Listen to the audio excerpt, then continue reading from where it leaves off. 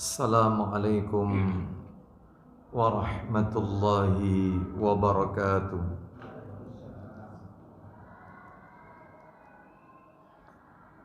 Alhamdulillah alladzi bi ni'matihi tatimmus salihah.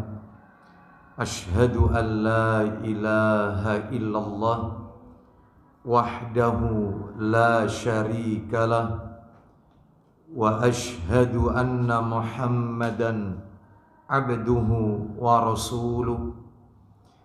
Ya ayyuhalladzina amanu taqullaha haqqa tuqatih wa la tamutunna illa wa antum muslimun.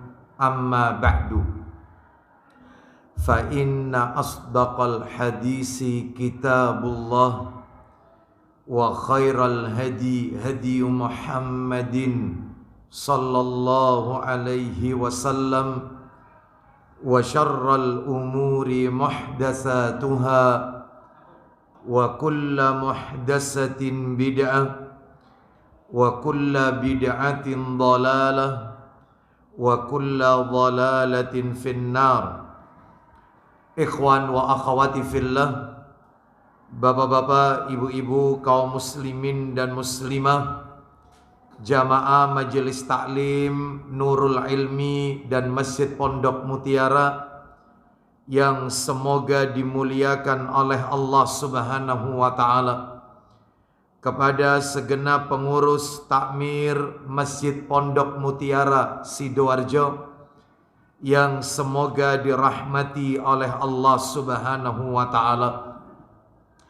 Puji dan syukur senantiasa kita panjatkan kepada Allah Subhanahu wa taala atas segala karunia nikmat yang telah Allah berikan kepada kita.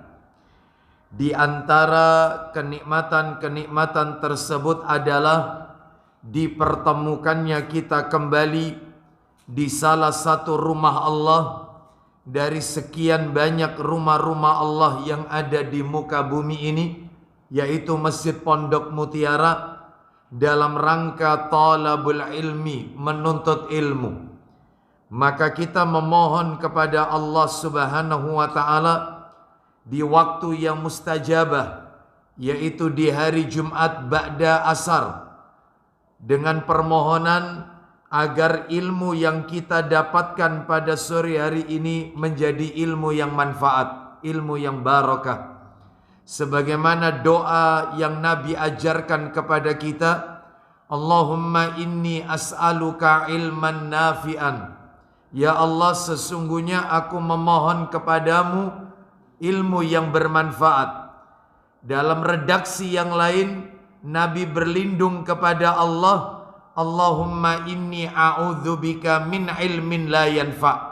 Ya Allah, sesungguhnya aku berlindung kepadamu dari ilmu yang tidak bermanfaat. Ilmu yang bermanfaat adalah ilmu yang diambil, dipelajari dan diamalkan. Itu adalah ilmu yang bermanfaat. Dan ilmu yang dimaksud di sini adalah ilmu yang bersumber dari apa yang Allah firmankan, apa yang Nabi sabdakan, dan apa yang dipahami oleh generasi terbaik para sahabat Nabi ridwanullah alaihim ajmain. Bapak Ibu kaum muslimin dan muslimah rahimani wa rahimakumullah. Sore hari ini kita akan lanjutkan pembahasan kita. Seperti biasa kajian kita di Jumat pekan yang kedua, materinya adalah kitab yang ditulis oleh Syekh Abdurrahman bin Nasir As-Sa'di rahimahullah, yaitu kitab yang berjudul Bahjatu Qulubil Abrar wa Qurratu Uyunil Akhyar fi Syarah Jawami'il Akhbar, yang sudah diterjemahkan dalam bahasa Indonesia dengan terjemahan bebas tentunya, yaitu mendulang faedah dari kalimat nubuah. Di dalam kitab ini terdapat 99 hadis pilihan yang terkandung dalam Jawami'ul Kalim. Apa itu Jawami'ul Kalim? penjelasan atau perkataan yang ringkas namun maknanya berbobot. Ucapannya Nabi yang ringkas tapi memiliki makna yang mendalam. Itu yang disebut dengan Jawami'ul Kalim. Dan Jawami'ul Kalim ini adalah salah satu dari mukjizat Rasulullah sallallahu alaihi wasallam. Jadi selain mukjizat Nabi itu, selain Al-Quran, selain juga Nabi itu juga bisa membelah bulan dengan izin Allah. Jari jemari Nabi itu bisa memancarkan air dengan izin Allah. Maka Nabi juga punya keistimewaan yang tidak dimiliki oleh yaitu para nabi dan utusan Allah yang lain. Apa itu? Jawami'ul Kalim. Ucapan yang ringkas, ucapan yang singkat tapi syarat penuh dengan makna. Baik, kita pada sore hari ini semestinya melanjutkan hadis yang kedua, Bapak Ibu. Semestinya, yaitu hadis yang berbicara tentang masalah ittiba, mengikuti petunjuk Rasulullah sallallahu alaihi wasallam.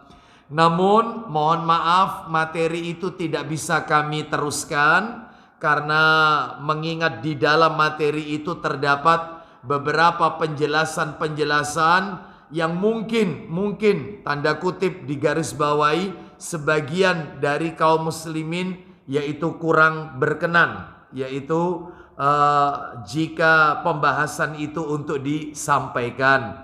Baik, karena kalau kita bicara tentang sunnah atau ittiba, pasti lawannya adalah yaitu bid'ah. Oleh karena itu maka materi itu kita lewati, insya Allah sesaat lagi atau setelah kajian. Hadis nomor 1 dan nomor 2 akan kami share atau mungkin sudah di-share oleh Majelis Taklim Nurul Ilmi, ya, karena sudah saya share materi itu yang lengkap, sehingga sore hari ini kita bicara hadis yang nomor 3, Bapak Ibu. Hadis yang ketiga, hadis yang diberi judul agama adalah nasihat. Agama adalah nasihat. Ad-dinun nasiha. Agama adalah nasihat. Baik, saya akan bacakan hadisnya. Hadis tentang agama adalah nasihat bisa kita dapatkan di dalam riwayat Muslim. Dalam kitab sahihnya Sahih Muslim. Nomor aslinya 55. Nomor aslinya. Cetakan terjemahannya 43. Saya bacakan aja. Riwayat Muslim nomor 55 atau nomor 43. Di dalam hadis riwayat Abu Dawud ada juga Bapak Ibu. Dalam kitab Sunan Abu Dawud. Nomornya 4944. Ya. 4944 Abu Dawud. 4944. Kita baca sekarang hadisnya Bapak Ibu sekalian. Betul, dari Tamim Ad-Dari radhiyallahu an. Itu kalau dilihat di Abu Dawud ya, ada nampak itu 4944. Baik, kita perhatikan baik-baik. Dari saya bacakan Antami min Ad-Dari radhiyallahu an. Qala Rasulullah sallallahu alaihi wasallam. Saya bacakan langsung ini terjemahannya. Dari sahabat Tamim Ad-Dari radhiyallahu an. Nanti beliau ini siapa kita akan jelaskan nanti. Beliau berkata, Rasulullah sallallahu alaihi wasallam bersabda, Ad-dinun nasiha. Ad-dinun nasiha. Ad-dinun nasiha. 3 kali ya Nabi mengatakannya. Berarti kalau Nabi mengucapkan sampai diulang 3 kali ini maknanya butuh penekanan ya. Apa artinya ad-dinun nasiha? Agama itu adalah nasihat. Agama itu adalah nasihat. Agama itu adalah nasihat. Kita lanjutkan. Qalu liman ya Rasulullah. Mereka para sahabat bertanya, untuk siapakah wahai Rasulullah, kalau agama itu adalah nasihat, maksudnya pertanyaannya sahabat, nasihat untuk siapa wahai Rasulullah? Qala Rasulullah sallallahu alaihi wasallam menjawab, jawabannya Nabi Bapak Ibu sekalian, yaitu nasihatnya adalah untuk 5 hal. Yang pertama kita lihat, lillahi. Yang pertama untuk Allah. Loh, Allah kok dinasehati? Nanti saya jelaskan, ya. Yang pertama ini nasihat untuk siapa? Yang pertama lillahi, untuk Allah. Yang kedua wali kitabihi, untuk kitabnya. Loh, Al-Quran kok malah butuh nasihat? Ya, maksudnya apa? Nanti belakangan ya. Saya ulang. Yang pertama nasihat untuk lillahi, untuk Allah. Yang kedua wali kitabihi, untuk kitabnya. Maksudnya kitabnya di sini Al-Quran. Yang ketiga wali rasulihi, untuk rasulnya. Loh, Nabi kok dinasehati? Justru kita yang butuh nasihatnya Rasulullah. Ini maksudnya apa? Nanti penjelasannya Bapak Ibu ya. Sabar. Jadi yang nomor 3 wali rasulihi. Yang nomor 4 wali a'immatil muslimina, untuk imam kaum muslimin, pembesar kaum muslimin. Apa yang dimaksud dengan imam di sini? Nanti kita akan bahas. Yang berikutnya yang terakhir nomor 5 wa ammatihim, dan bagi kaum muslimin pada umumnya, dan untuk seluruh kaum muslimin, orang-orang awam, ya, untuk seluruh kaum muslimin pada umumnya. Baik. Jadi Bapak Ibu, agama itu apa dalam hadis ini tadi disebut? Nasihat. Nasihat untuk siapa? Yang pertama untuk Allah, yang kedua untuk kitabnya, yang ketiga untuk rasulnya, yang nomor 4 untuk imam kaum muslimin, yang nomor 5 untuk ya kaum muslimin pada umumnya. Nah, itu ya. Baik. Bapak Ibu sekalian rahimani wa rahimakumullah, hadis ini mengandung banyak pelajaran. Apa pelajaran yang bisa kita bahas dalam hadis ini? Yang bisa kita ambil dari hadis ini? Pertama, pelajaran yang pertama ini, kita mencoba untuk mengetahui biografi ringkas sahabat Tamim Ad-Dari radhiyallahu an. Karena yang menyampaikan hadis ini adalah Tamim Ad-Dari radhiyallahu an. Siapa beliau ini? Bapak Ibu, ternyata saya nukil dalam kitab Siyar A'lam An-Nubala yang ditulis oleh Imam Adz-Dzahabi rahimahullah. Kitab ini berbicara tentang biografi para sahabat, para tabi'in, para tabi'ut tabi'in, dan para ulama-ulama Islam. Khusus biografi. Nah, Bapak Ibu harus punya buku ini sebenarnya. Jadi kalau kita menyebut nama sahabat siapa, itu bisa kita ketahui sepak terjangnya dalam kehidupannya itu kayak apa. Nah itu. Nah, salah satunya terkait ini. Beliau ini Tamim Ad-Dari radhiyallahu anhu. Ini sahabat Nabi. Siapa beliau ini? Baik, yang bisa kita ketahui, beliau ini nama lengkapnya Bapak Ibu, nama lengkapnya adalah Abu Ruqayyah. Jadi julukannya itu Abu Ruqayyah. Abu Ruqayyah Tamim bin Aus, rupanya dari suku Aus. Tamim bin Aus bin Kharijah bin Su'ud bin Jazima, ya, saya ulang, Abu Ruqayyah Tamim bin Aus bin Kharijah bin Su'ud bin Jazima Al-Lakhmi, Al-Lakhmi Al-Palestin Ad-Dari. Oh, berarti dari Palestina. Iya. Ya, sebab ada kata Al-Palestin, Filistin, Ad-Dari radhiyallahu an. Bapak Ibu, yang bisa kita ketahui lagi dari beliau, Dulu beliau ini Bapak Ibu seorang rahib Nasrani yang tinggal di Palestina. Rahib ini dulu ini. Dulunya rahib. Rahib itu apa rahib itu? Pendeta. Pendeta dulunya ini. Tamim Ad-Dari ini.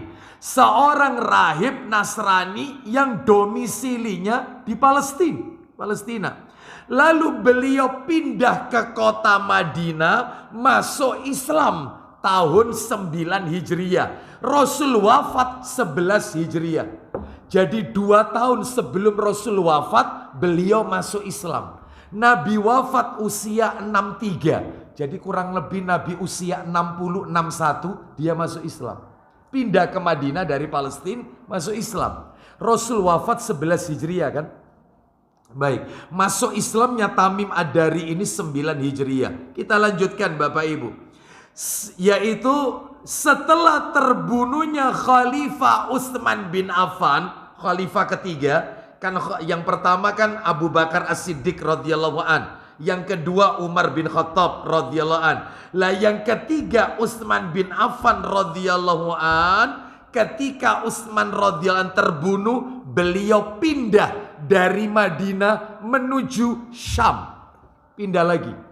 Asal Palestina pindah ke Madinah sampai Khalifah Utsman pindah lagi, yaitu ke Syam. Mana itu Syam? Syam itu ya 4 negara. Syam itu Palestina, Lebanon, Jordania, sama Syria. Ini adalah Syam. Ya, Syam. Pindahnya ke Syam. Terus Bapak Ibu sekalian, beliau ini termasuk sahabat Nabi yang sregep istiqomah, selalu menghatamkan Al-Quran. Terus hatam Al-Quran. Ya, terus berkali-kali. Nah, yaitu sahabat Nabi yang selalu menghatamkan Al-Quran. Nah, terus yang bisa kita ketahui dari beliau adalah ternyata Bapak Ibu, beliau meriwayatkan hadis Nabi ternyata yaitu hanya 18 atau 19 hadis saja. Jadi sedikit. Yang paling banyak itu Abu Hurairah radhiyallahu an, sampai 5.000 sekian hadis Abu Hurairah itu. Makanya nggak kaget kalau kita buka kitab apapun, Bukhari, Muslim, ya, terus kemudian Abu Dawud, Tirmidzi, An-Nasai, Ibnu Majah dan seterusnya, selalu nama Abu Hurairah radhiyallahu an itu menghias. Tapi kalau Tamim Ad-Dari ini dikit, cuma 18 atau 19, antara itu. Meriwayatkan hadis Nabi cuma 18 atau 19. Dan Bapak Ibu harus tahu, dalam Sahih Muslim, kitab setebal itu, Sahih Muslim itu kan 2.500-an hadis. Itu yang diriwayatkan oleh Tamim Ad-Dari cuman 1. Ya ini tok. Agama itu ada nasihat. 1 ini tok. Hanya 1. Sahih Muslim setebal itu, ya, beribu-ribu hadis, itu yang bersumber dari Tamim Ad-Dari ya cuman hadis ini. Agama adalah nasihat. Ini tok. Ya, hanya ini. Itu karena memang sedikit yang diriwayatkan, cuma 18 atau 19 hadis. Nah, Bapak Ibu sekalian, nah ini yang perlu kita ketahui lagi ini, Masya Allah, yang harus kita pahami tentang beliau ini, Tamim Ad-Dari radhiyallahu an. Beliau ini punya keistimewaan.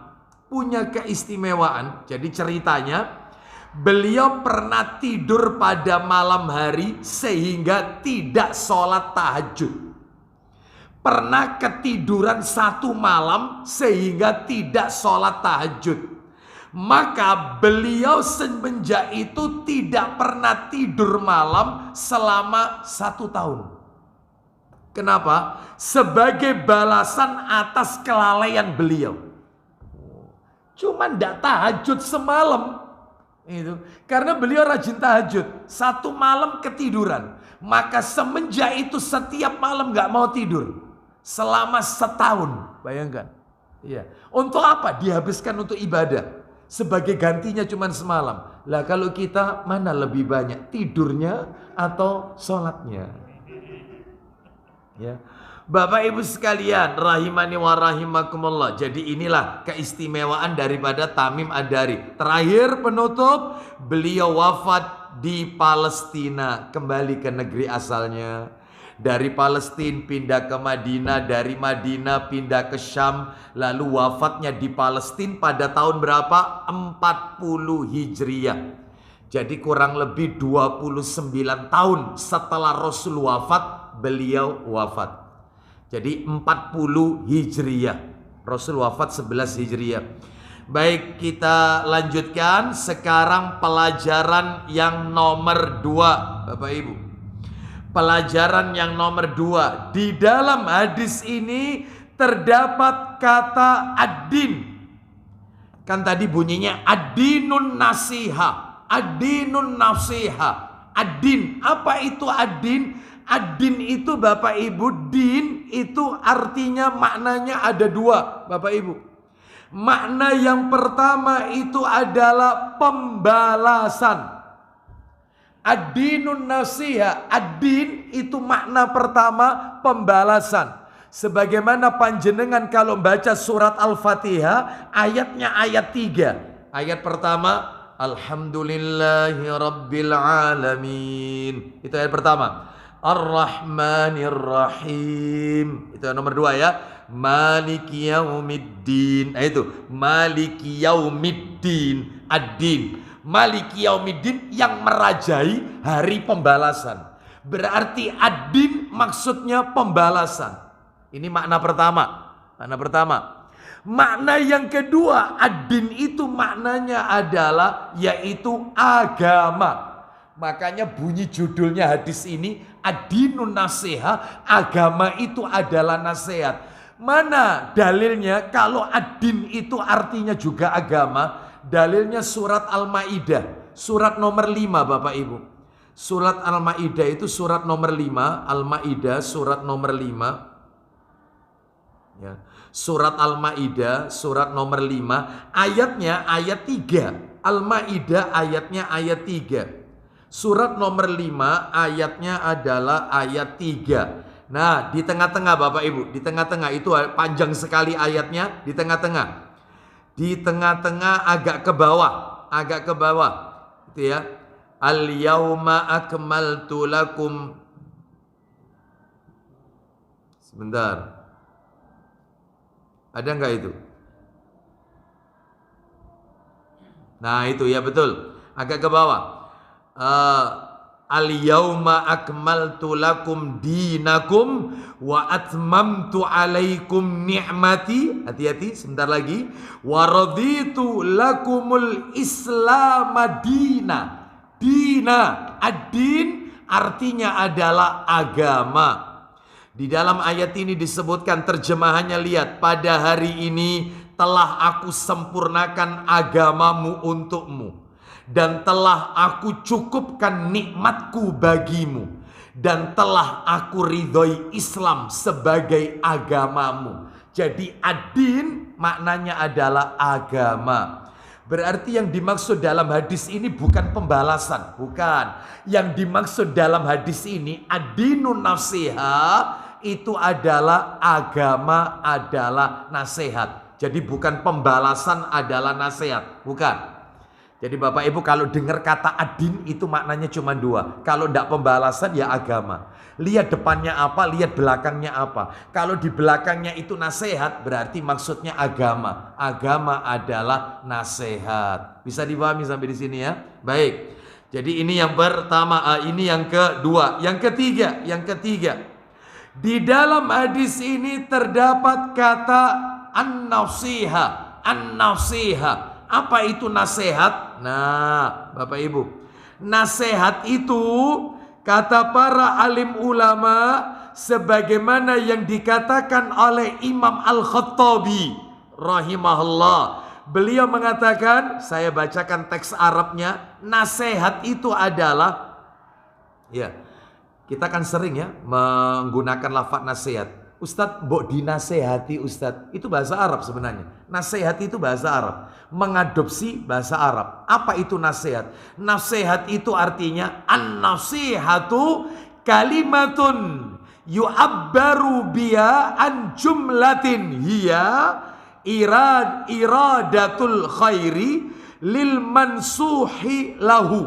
Artinya, nasihat itu adalah kalimat ungkapan yang bermakna mewujudkan kebaikan kepada yang ditujukan nasihat. Jadi maknanya kalau mau disimpulkan, nasihat itu adalah ungkapan keinginan untuk memberikan kebaikan kepada orang yang diberi nasihat. Iya.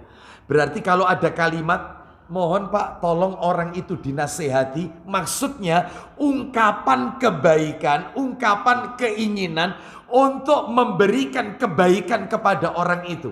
Ya, agar orang itu berbuat baik. Nah, itu maksudnya nasihat.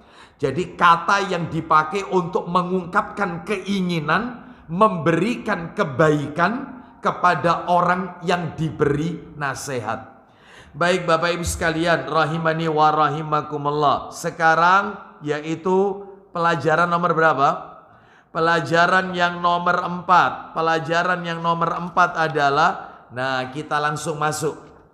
Di dalam hadis ini disebutkan nasihat yang pertama adalah nasihat untuk Allah. Apa maksudnya? Yang dimaksud nasihat untuk Allah adalah maksudnya bukan berarti kita menasehati Allah. Na'udzubillah, summa na'udzubillah min dzalik. Demi Allah bukan begitu artinya. Tetapi karena Allah memang tidak butuh dinasehati, kita yang butuh nasihat. Yang dimaksud nasihat untuk Allah itu adalah kita wajib memenuhi hak-haknya Allah. Wajib kita penuhi hak-haknya Allah. Nah, itu. Jadi yang dimaksud dengan nasihat untuk Allah itu bukan berarti Allah kita nasihati. Waliyadzubillah min hadzal kalam. Kita berlindung dari perkataan yang seperti ini. Kita berlindung. Ya bukan begitu. Tapi maknanya itu adalah kita wajib memenuhi hak-haknya Allah. Lah memangnya apa haknya Allah? Loh banyak. Di antara yang menjadi haknya Allah, berarti kalau itu haknya Allah, itu kewajiban kita sebagai hamba untuk memenuhi haknya Allah. Memangnya apa haknya Allah? Satu, di antara haknya Allah ini, mentauhidkannya dan tidak menyekutukannya. Yaitu haknya Allah. Ditauhidkan, diesakan, ya, dan tidak melakukan kesirikan. Mana dalilnya? Dalilnya adalah disebutkan di dalam yaitu Al-Quran surat An-Nisa ayat 36. Surat nomor 4 ayat 36. Ya, suratnya nomor 4 An-Nisa ayat 36. Allah Ta'ala berfirman, haknya Allah yang pertama, Allah itu ditauhidkan, diesakan, ya, dan tidak disekutukan. Allah berfirman, wa'budullaha wa la tusyriku bihi syai'an wa bil walidaini ihsana wa bil walidaini ihsanan wa bidhil qurba wal yatama wal masakin wal jari dhil qurba wal jaril junubi was sahibi bil janbi wa binis sabili wa ma malakat aymanukum innallaha la yuhibbu man kana mukhtalan fakhura. ya, Bapak Ibu sekalian, kita dengarkan. Di dalam ayat ini mengandung 10 wasiat. Allah berwasiat kepada hamba-hambanya. Dihitung ya nanti ya, 10 perintah Allah, 10 wasiat dalam ayat ini. Silakan dibaca. Dan sembahlah Allah, dan janganlah kamu mempersekutukannya dengan sesuatu apapun. Yang pertama wasiatnya sembahlah Allah, itu haknya Allah. Dan jangan menyekutukan Allah dengan sesuatu apapun. Ini yang pertama ini. Yang kedua, dan berbuat baiklah kepada kedua orang tua. Disuruh berbuat baik kepada ibu dan bapak. Wasiat nomor 2. Wasiat yang ketiga, kepada karib kerabat. disuruh berbuat baik kepada karib kerabat. Nah, karib kerabat, keluarga dekat. Yang keempat, Berbuat baiklah kepada anak-anak yatim. anak-anak yatim. Anak-anak yatim yang harus kita utamakan adalah anak yatim yang dari kerabat dulu. Itu yang lebih diutamakan daripada anak yatim yang mereka ada di panti-panti yang tidak ada kaitan dengan kerabat kita. Jadi anak yatim yang dari keluarga itu lebih didulukan. Itu ada ayatnya itu di surat Al-Balad itu.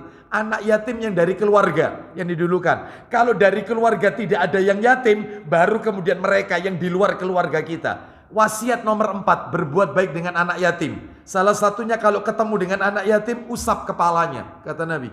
Usap kepalanya. Sebab ada seseorang bertanya kepada Nabi, wahai Rasulullah, bagaimana aku ini memiliki jiwa yang temperamen, mudah marah. Temperamen, ya, mudah marah, emosi, ya.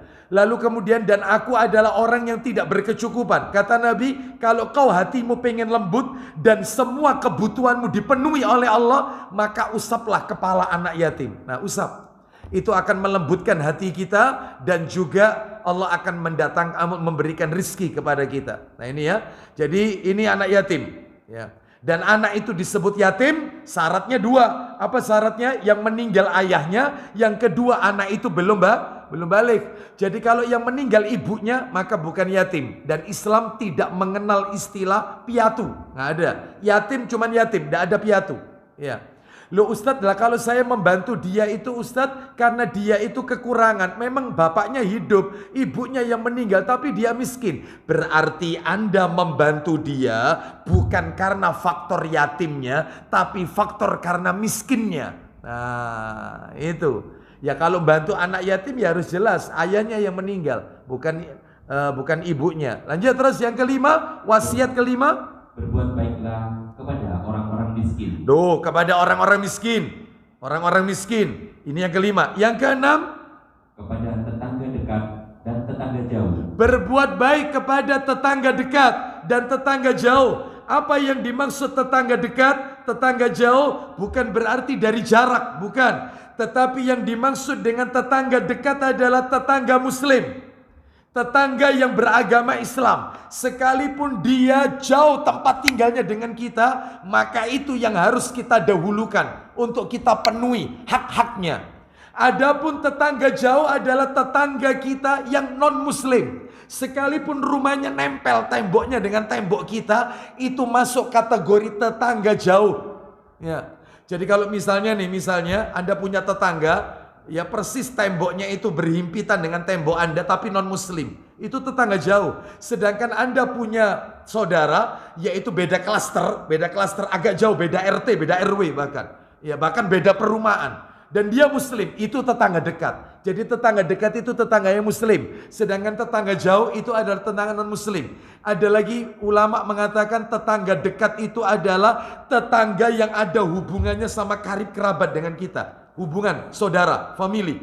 Sedangkan kalau tetangga jauh adalah mereka yang tidak punya hubungan karib kerabat dengan kita. Oh, seperti itu.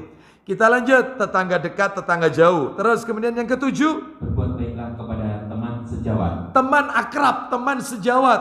Ya, teman sejawat, teman akrab. Nah, berbuat baik. Nomor 7 ini. Nomor 8, wasiatnya Allah. Berbuat baik kepada Ibnu Sabil. Kepada Ibnu Sabil. Apa itu siapa Ibnu Sabil? Orang yang kehabisan bekal. Nah, di perjalanan Ibnu Sabil. Misalnya dengan berbuat baik kepada mereka adalah kita berikan dia tempat tinggal. Nah, seperti itu ya. Yaitu tempat tinggal sementara dan seterusnya sampai dia mampu. Atau misalnya mereka yang kehabisan bekal ketika haji. Ya. Jadi misalnya hartanya diambil orang, perbekalan hajinya itu dicuri. Sehingga dia tidak ada perbekalan. Nah, kita berikan zakat kita kepada dia. Karena Ibnu Sabil itu juga harus dikasih zakat ke orang yang kehabisan bekal. Nah, seperti itu Ibnu Sabil, berbuat baik. Terus kemudian yang ke-9, dan berbuat baiklah kepada hamba sahaya yang kamu miliki. Nah, berbuat baiklah kepada hamba sahaya yang kamu miliki. Adapun yang ke-10 Bapak Ibu sekalian, nah rupanya itu yang tetangga tadi itu dihitung 2 Bapak Ibu, tidak dihitung 1. Jadi tetangga dekat sama tetangga jauh itu tidak dijadikan satu, beda. Jadi kalau mau disimpulkan, yang pertama adalah mentauhidkan Allah, ya perintahnya. Yang kedua berbuat baik kepada orang tua. Yang ketiga kepada karib kerabat. Yang keempat itu adalah kepada anak yatim. Yang kelima kepada orang-orang miskin. Yang keenam tetangga dekat. Yang ketujuh tetangga jauh. Yang kedelapan teman sejawat. Yang kesembilan ibnu sabil. Terakhir yang kesepuluh hamba sahaya, budak-budak yang kamu miliki. Atau berbuat baik dengan, yaitu orang yang bekerja dengan kita, pembantu kita, ya sekalipun mereka bukan budak ya, pembantu itu bukan budak, TKW, TKI kita ya yang bekerja di luar negeri itu budak. Budak itu ada kalau terjadi konflik peperangan. Kalau nggak ada peperangan maka tidak ada istilah perbudakan. Jadi kita harus berbuat baik kepada mereka. Ini 10 wasiat dalam surat An-Nisa ayat 36 ya. Dan ini judul bukunya ada ini. Ada buku yang membahas ini. Kalau nggak salah itu penulisnya adalah Syekh Muhammad bin Shalih Al-Utsaimin rahimahullah. 10 hak fitrah. Oh, itu judul bukunya. 10 hak fitrah.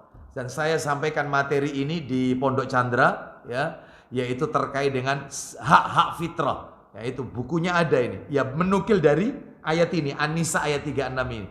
Diberi judul 10 hak yang harus kita tunaikan. Nah, baik, kita lanjutkan sekarang. Berarti haknya Allah yang pertama apa tadi? Mentauhidkan Allah dan tidak menyekutukannya. Termasuk di dalamnya Bapak Ibu, menyembah hanya kepada Allah saja, meminta pertolongan hanya kepada Allah saja, berdoa hanya kepada Allah saja, menyembelih hanya kepada Allah saja. Nah, seperti itu. Ya, termasuk juga yaitu mencari barokah hanya kepada apa yang telah Allah syariatkan saja, tidak kepada yang lain. Nah, itu namanya mentauhidkan Allah. Termasuk mengirimkan sesembahan hanya untuk Allah saja, tidak kepada yang lainnya. Kurban hanya untuk Allah, bukan untuk jin atau penguasa alam. Bapak Ibu pernah mendengar cerita tentang ada orang masuk surga gara-gara lalat, masuk neraka gara-gara lalat? Pernah dengar cerita itu? Hadisnya sahih itu Bapak Ibu, sahih. Masuk surga gara-gara lalat, masuk neraka gara-gara lalat. Itu hadisnya sahih itu. Jadi ceritanya Nabi mengatakan bahwasannya yaitu ada 2 orang yang masuk ke sebuah desa pedalaman. Lalu kemudian penduduk setempat memberikan syarat. Siapa yang ingin masuk desa ini atau melalui desa ini harus memberikan sesajen. Nah, sekalipun sesajennya itu cuma seekor lalat. Sebab kalau tidak, maka akan dibunuh. Akan dibunuh. Maka dari 2 orang ini, yang satu mengatakan tidak. Aku tidak akan pernah memberikan sesajen persembahan, yaitu selain Allah. Tetapi hanya untuk Allah saja. Ya nasibnya dibunuh. Dibunuh. Ya. Karena memang itu ketentuannya dari penduduk tersebut. Maka dia penduduk surga, terhindar dari syirik. Lah satunya takut dibunuh. Lalu kemudian pun mengirimkan bentuk sesajen, yaitu seekor lalat. Nah itu. Supaya dia selamat berada di pedalaman desa tersebut. Maka dia ternyata dibunuh juga. Dia berada di neraka. Jadi masuk surga karena seekor lalat, yaitu masuk neraka juga karena seekor lalat. Riwayatnya sahih, yaitu. Oleh karena itu maka dalam hal ini harus yaitu mentauhidkan Allah Azza wa Jalla. Mana dalil yang lain? Coba dibuka Sahih Bukhari nomor asli 91. Minta tolong Sahih Bukhari nomor 91. Ada di situ ya? Bisa nggak? Bukhari nomor atas. Oh, nomor atas. Sebentar tak carikan nomor atas. Pak Didik minta nomor atas, nggak mau nomor bawah. Nomor atas Sahih Bukhari. Nah, 89. Hah? Kok kecil gimana? Oh, sebentar. Sahih Bukhari nomornya itu adalah,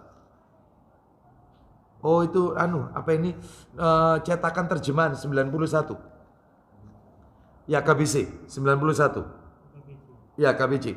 Ya 91. Ada di situ. Nah, baik. Kita bisa lihat ini. Coba dibaca. Dari mana itu hadisnya? Kalau tidak salah dari sahabat Mu'adz bin Jabal radhiyallahu an. Dia berkata, Kuntu radifan Nabi sallallahu alaihi wasallam ala himarin faqala li. Silakan. Ya, 91. Mu'adz bin Jabal radhiyallahu an. Silakan.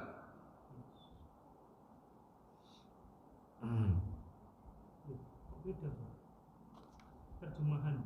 Ya, Iya. betul. Dari Anas bin Malik. Nah, silakan.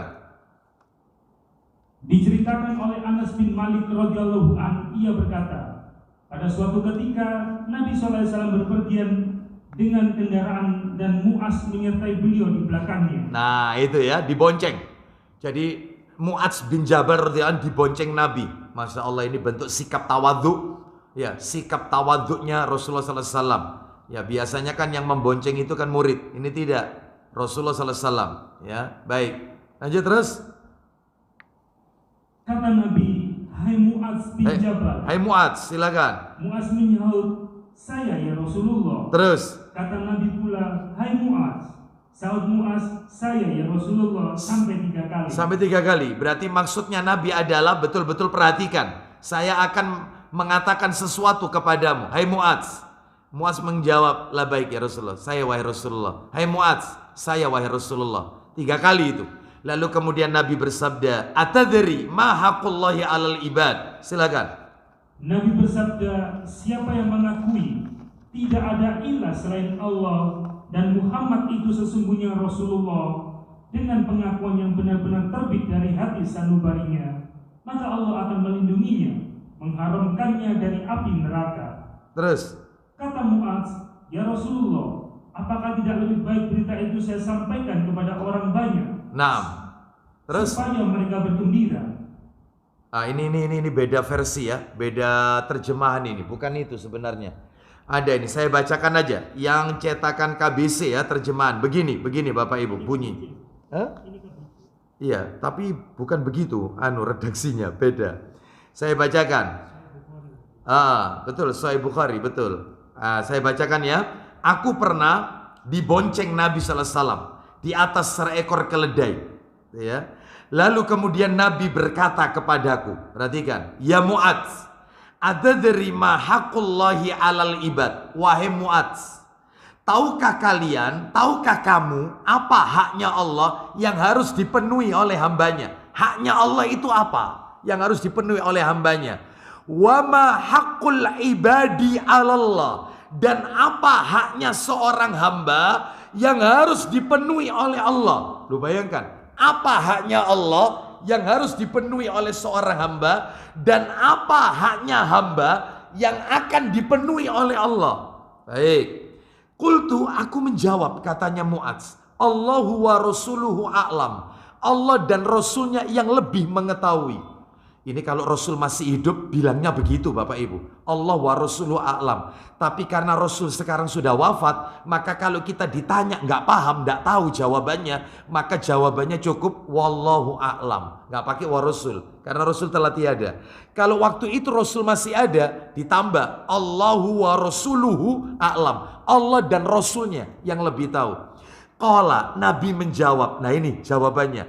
Haqqullah 'alal ibad an ya'buduhu wa la yusyriku bihi syai'an. Haknya Allah yang harus dipenuhi oleh hambanya adalah beribadah hanya kepada Allah saja dan tidak menyekutukan Allah dengan sesuatu apapun. Itu haknya Allah. Ya cuman itu.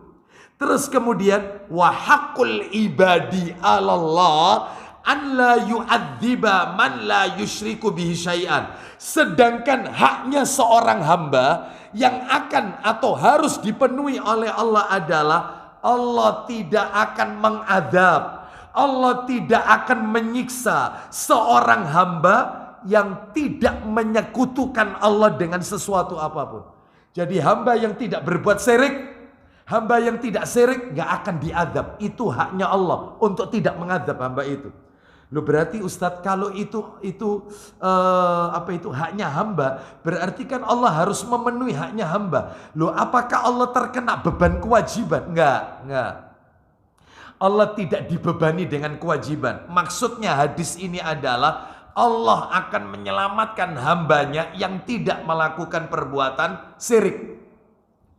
Berarti kesimpulannya Bapak Ibu sekalian sederhana sebenarnya. Yang diminta oleh Allah itu nggak banyak Bapak Ibu. Nggak banyak. Allah itu cuma minta sama kita satu aja. Bayangkan di dalam riwayat yang lain. Kalau tidak salah dalam Sahih Bukhari ya. Nomornya 1760. 1760.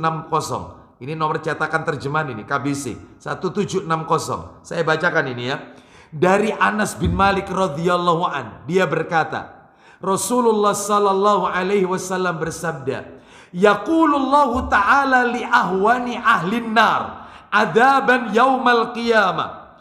Allah Ta'ala berkata kepada penduduk neraka yang paling ringan siksaannya di hari kiamat. Allah berkata kepada penduduk neraka yang paling ringan siksaannya pada hari kiamat. Bapak Ibu tahu apa katanya Allah kepada penduduk neraka? Lau anna laka ma fil ardi min syai'in akunta taftadi bih. Seandainya kalian memiliki harta sepenuh bumi. Hei, ini Allah berkata kepada penduduk neraka ini. Andai kata kalian memiliki harta sepenuh bumi, apakah kalian mau jika harta itu dipakai untuk menebus dirimu agar kalian keluar dari neraka? Tuh, coba. Katanya Allah, kira-kira kalau kalian punya emas sepenuh bumi, harta sepenuh bumi, yang harta itu bisa dipakai untuk menebus kalian supaya keluar dari neraka, kira-kira kalian mau tidak punya harta sebanyak itu? Bisa dipakai nebus kalian keluar dari neraka. Maka seluruh penduduk neraka mengatakan fayaqul, mereka menjawab na'am, tentu kami mau. Ya. Lalu Allah berfirman, apa kata Allah? Allah berfirman, aradtu minka ahwana min hadha wa anta fi sulbi Adam an la tusyrika bi syai'an. Sebenarnya yang aku minta kepadamu itu lebih ringan daripada harta sepenuh bumi. Kecil yang aku minta. Dan di waktu kalian berada di punggung Adam, waktu itu sulbi Adam, aku minta cuma satu sama kalian, yaitu sembah aku dan jangan berbuat syirik. Tetapi justru fa'abaita illa an tusyrika bi. Namun ternyata engkau enggan, malah lebih memilih berbuat syirik daripada yaitu mentauhidkan aku. Nah, nomor asli. Nah, Sahih Bukhari 6072 nomor aslinya. Ini menunjukkan kepada kita Bapak Ibu sekalian bahwasanya pentingnya mentauhidkan Allah Azza wa Jalla. Terus apa lagi ini? Yang nomor 2, kembali ke materi kita. Yang termasuk nasihat kepada Allah, nasihat untuk Allah. Yang nomor 2 selain nomor 1 mentauhidkan, yang nomor 2 adalah mengimani. Mengimani dan membenarkan semua kabar yang datang dari Allah. Kita imani, kita benarkan semua kabar, semua berita yang datang dari Allah Azza wa Jalla. Dalilnya An-Nisa ayat 87. An-Nisa ayat 87. Suratnya surat nomor 4. Ayatnya ayat 87. Allah Ta'ala berfirman. Betul ya 87. Nah, Allah Ta'ala berfirman. Allahu la ilaha illa hu la yajma'annakum ila yaumil qiyamati la raiba fihi wa man asdaqu minallahi haditha. Poinnya itu ada yang di bagian akhir. Silakan baca. Allah, tidak ada Tuhan selain Dia. Dia pasti Dia pasti akan mengumpulkan kamu pada hari kiamat. Terus, yang tidak diragukan terjadinya. Siapakah yang lebih benar perkataannya? ulang lagi. Siapakah yang lebih benar perkataannya? Sekali lagi. Siapakah yang lebih benar perkataannya Daripada Allah? Siapa yang lebih benar perkataannya daripada Allah? Maka wajib kita benarkan semua berita perkataan Allah di dalam Al-Quran. Sami'na wa ata'na.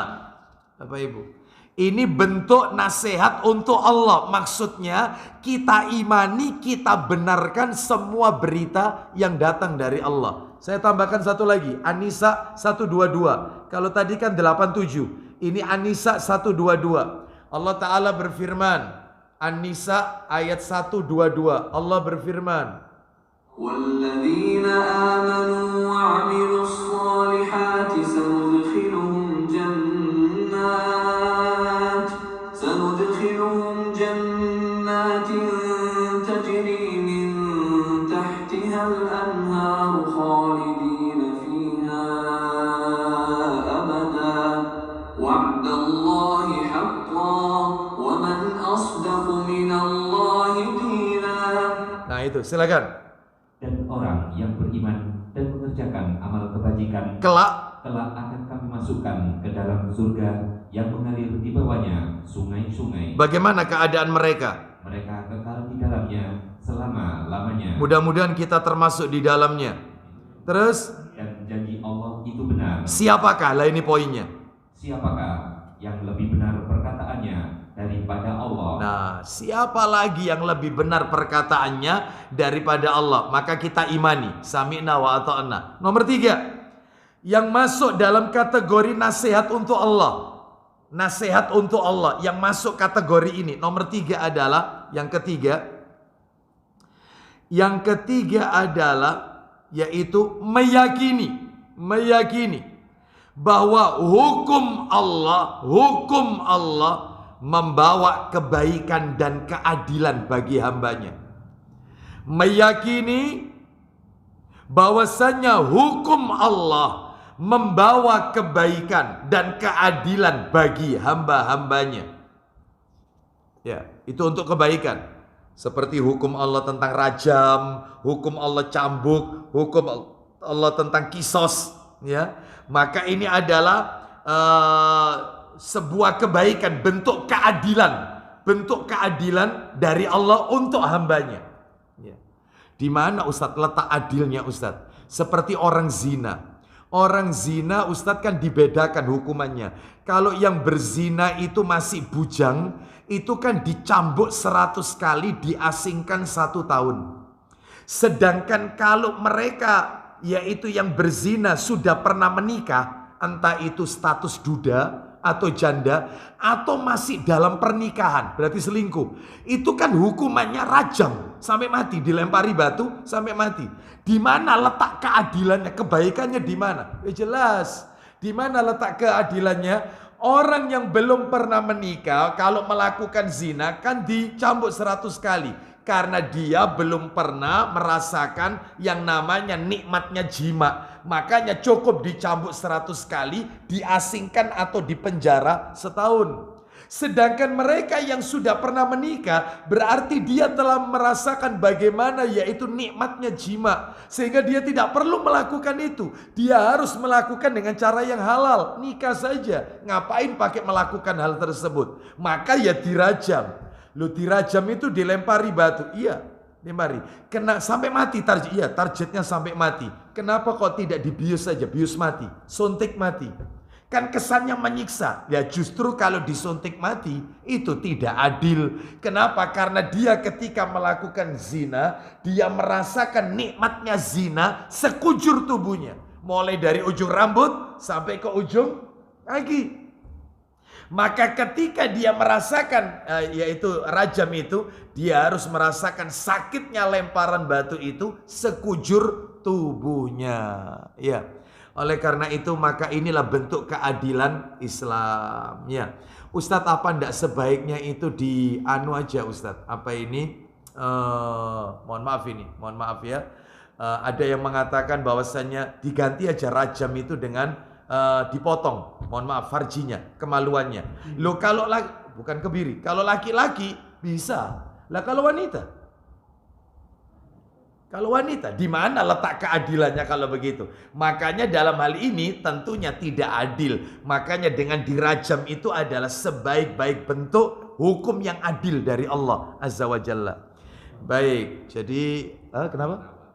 Sami'na wa ata'na, ya, potong tangan, ya, kisos, membunuh orang, maka orang itu juga harus dibunuh, kan gitu. Baik, kita lanjutkan. Tetapi Bapak Ibu, mohon maaf, ada tiga orang itu yang tidak dibalas kisos, Bapak Ibu, tidak dibalas kisos. Kan hukumnya itu kan kalau bunuh orang, dia sendiri harus dibunuh. Itu namanya kisos. Ini ada 3 orang, dia membunuh tapi tidak boleh dibunuh. Nggak boleh dibunuh. Siapa itu? Di antara yang pertama adalah orang tua bunuh anaknya. Maka orang tua nggak boleh dibunuh. Tapi kalau anak bunuh bapaknya, anak bunuh ibunya, maka anak itu harus dibunuh. Jadi yang pertama, orang tua bunuh anak. Itu hukumnya dalam Islam. Dalam Islam ya, orang tuanya tidak dikisos, tidak diancam bunuh. Itu nomor 1.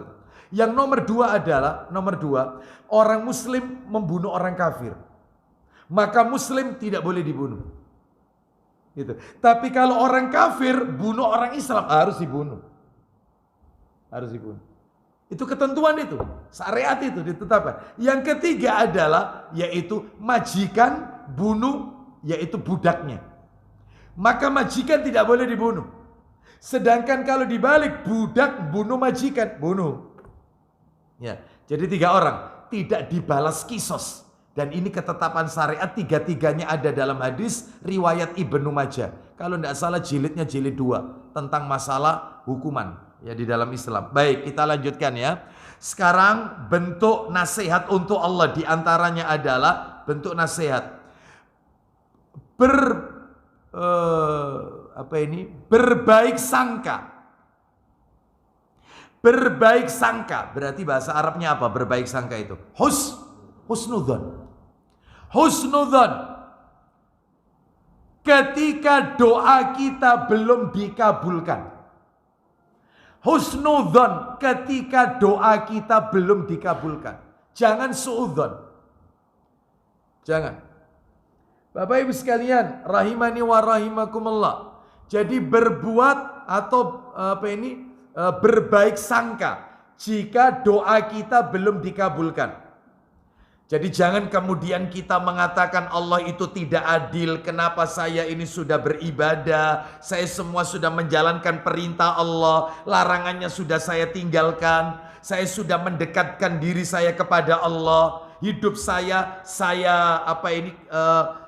gunakan untuk di jalan Allah. Saya sudah hijrah, tapi kenapa hidup saya semakin terpuruk dibanding dulu ketika saya belum mengenal Allah? Saya masih bergelimang dengan maksiat, hidup saya fine-fine saja. Ketika saya jauh dari masjid, saya nggak pernah sholat, hidup saya enak, pekerjaan saya enak. Kenapa justru saya dekat dengan Allah, tak tinggalkan maksiat, hidup saya semakin terpuruk? Allah nggak adil. Na'udzubillah. Jangan suudzon. Jangan suudzon, tanamkan husnudzon. Kenapa? Bisa jadi kita diberi ujian itu, 1, untuk mengampuni dosa kita. Bisa jadi tanda cinta Allah kepada seorang hamba. Karena ada dalilnya. Allah itu kalau mencintai seorang hamba, maka hamba itu akan diuji oleh Allah. Atau bisa jadi mau naik kelas. Sebagaimana di dunia ini, yaitu seorang pelajar, ujian anak SD dengan ujian anak yang ada di tingkat bangku SMP, SMA, dan di bangku kuliah, beda. Semakin tinggi kelasnya, semakin berat ujiannya. Semakin tinggi keimanan kita, ujiannya tambah berat. Berarti mau naik kelas. Jangan suudzon. Ya, seperti itu. Ya. Mohon maaf loh, kita itu lebih banyak sambatannya loh daripada bersyukurnya. Oh iya loh. Mohon maaf ini Bapak Ibu. Kita itu loh dikasih sehat setahun tidak pernah sakit gigi. Setahun tidak pernah sakit gigi. Begitu sakit gigi sekali baru sehari, sambatannya. Aduh, istrinya bilang, "Kenapa Mas? Kenapa Bang?" Untuk cekot-cekot iki ya Allah, tohur insya Allah. Kon ket mau tohur ya. Itu ya. Istrinya itu apa? Oh jangan pokoknya cekot sudah. Ya, nggak ridho, ya, nggak sabar. Padahal dia dikasih sehat, giginya itu lebih lama daripada sakitnya. Kita itu lebih banyak mengeluhnya daripada yaitu ridho dan bersyukurnya. Oleh karena itu, Bapak Ibu, maka dalam hal ini berbaik sangka. Ya, husnudzon dengan apa yang telah Allah tetapkan, terutama kalau doa belum dikabulkan. Orang berdoa itu Bapak Ibu seperti orang nanam pohon jati. Nggak mungkin orang nanam pohon jati panennya setahun 2 tahun, nggak mungkin. Ya, pohon jati itu panennya berapa lama? Ya, puluhan tahun, ratusan tahun. Bisa jadi orang tua itu berdoa saat dia masih sehat, maka dia berdoa agar anaknya diberikan kesuksesan dunia dan di akhirat. Ternyata sampai wafat orang tuanya tidak melihat suksesnya anak. Begitu orang tua wafat, anaknya sukses. Hidupnya sisi duniawi, Masya Allah. Anaknya menjadi anak yang bertakwa. Orang tuanya tidak sempat lihat. Gak sempat nonton enak ya anak. Nah itu. Enaknya itu baru setelah orang tua wafat. Dikabulkannya setelah wafat. Ada yang kayak begini. Makanya dalam hal ini jangan suudzon. Husnudzon saja kepada Allah. Karena kita tidak tahu apa yang akan terjadi di kemudian hari. Oleh karena itu maka Nabi SAW pernah mengatakan jangan istijal dalam berdoa. Apa itu istijal? Minta cepat-cepat untuk dikabulkan. Malah nggak akan dikabulkan oleh Allah. Bapak Ibu kalau berdoa pengen cepat dikabulkan atau tidak? Jujur. Ya, jujur. Ya. Oh, jelas pengen cepat dikabulkan. Malah justru itu yang tidak dikabulkan. Ya, jangan memaksa Allah untuk memenuhi keinginan kita. Jangan. Ya, seperti itu. Didikte betul. Jangan. Seperti itu. Sebab berdoa itu orang kalau berdoa tidak terlepas dari salah satu dari 3 konsekuensi. Salah satu dari 3 opsi maksud saya. Salah satu dari 3 opsi. Opsi pertama langsung realisasi. Diwujudkan. Masya Allah. Minta apa langsung realisasi. Mudah-mudahan doa kita semua seperti ini. Nomor 1. Yang kedua tidak realisasi tapi dipending. Kapan diberikan? Nanti di hari kiamat. Oh itu. Yang ketiga ternyata tidak realisasi, tidak dipending. Opsi yang ketiga kata Nabi, doanya itu bermanfaat dari setiap keburukan. Allah akan hindarkan setiap keburukan yang akan menimpa kepada dirinya. Saya mau tanya kepada panjenengan. Siapa di antara Bapak Ibu yang tahu apa yang akan menimpa kita nanti malam? Ada nggak? Nggak ada. Yang tahu hanya Allah. Bisa jadi Allah sudah menetapkan kita. Allah menetapkan kita. Bahwasanya si fulan yaitu pada malam hari nanti, Jumat malam Sabtu, setelah Isya akan terjadi apa gitu ya. Lalu keluarganya akan terjadi, anaknya akan terjadi. Ternyata tadi sore kita baca doa zikir pagi petang.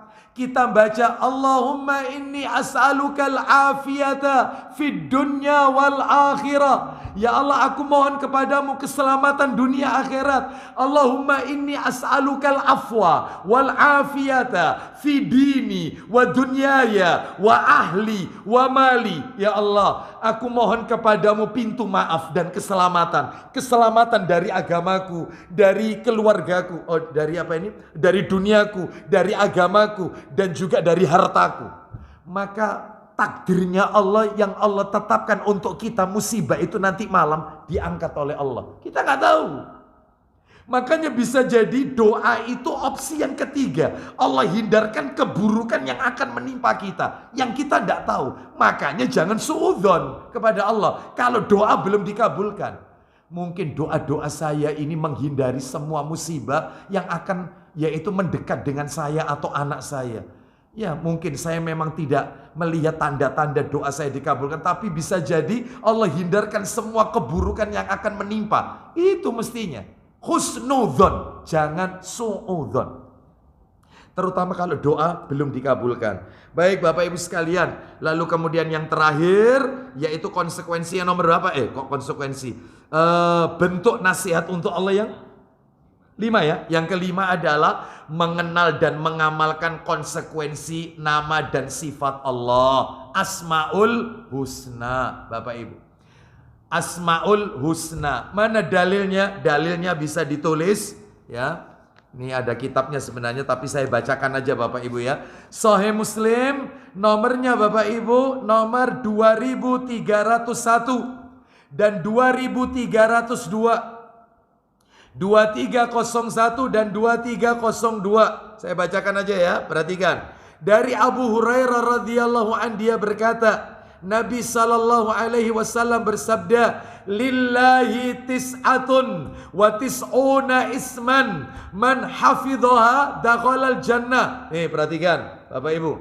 Allah itu punya 99 nama. Siapa yang menjaganya masuk surga. Siapa yang hafal masuk surga. Tuh, bulan depan tak tes Asmaul Husna, harus hafal. Gimana? Siap tak?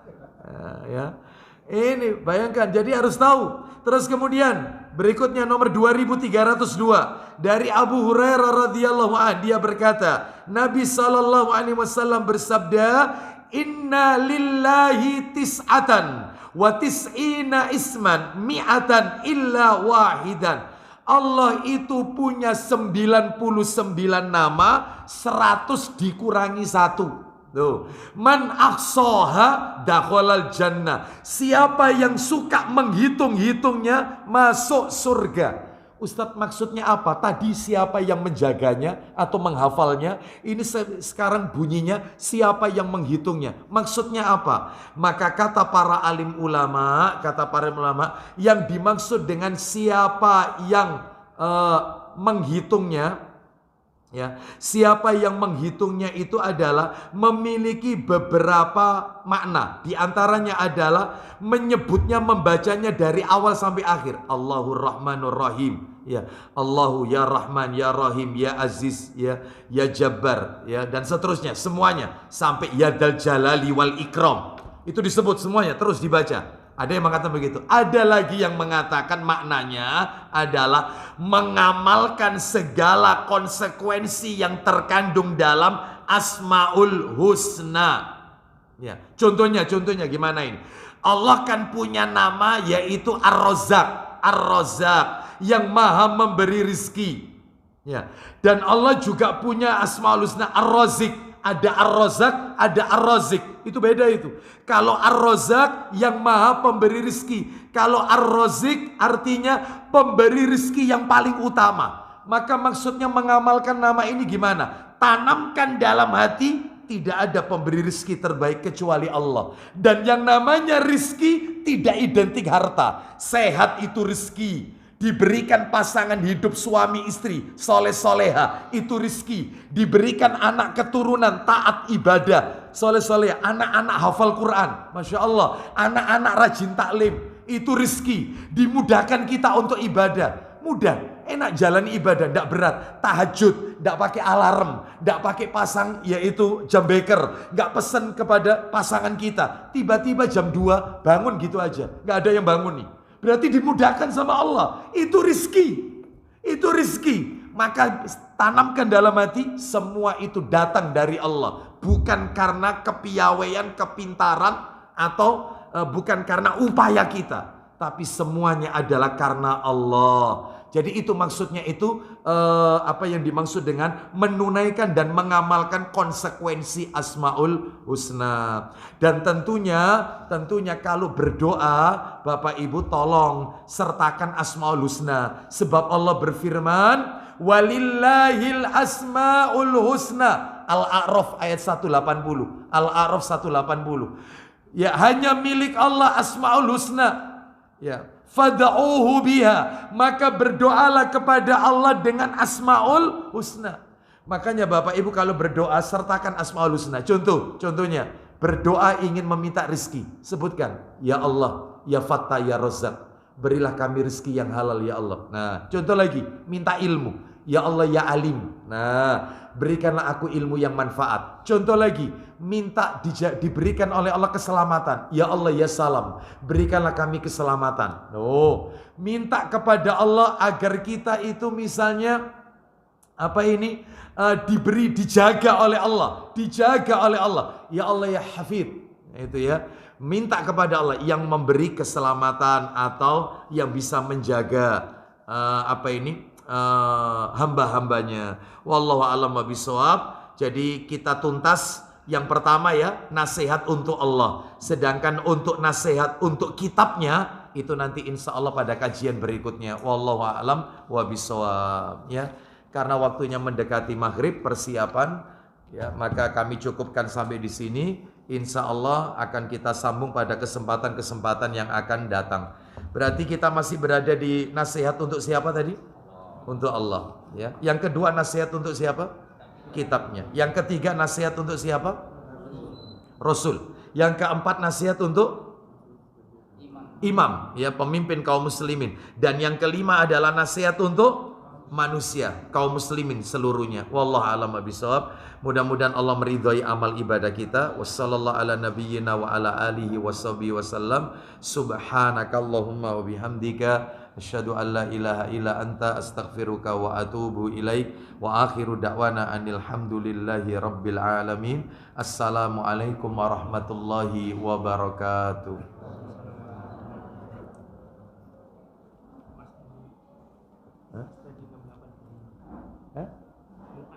Oh, Mu'adz. Oh. Jazakallah Ustaz. Wa jazakallah.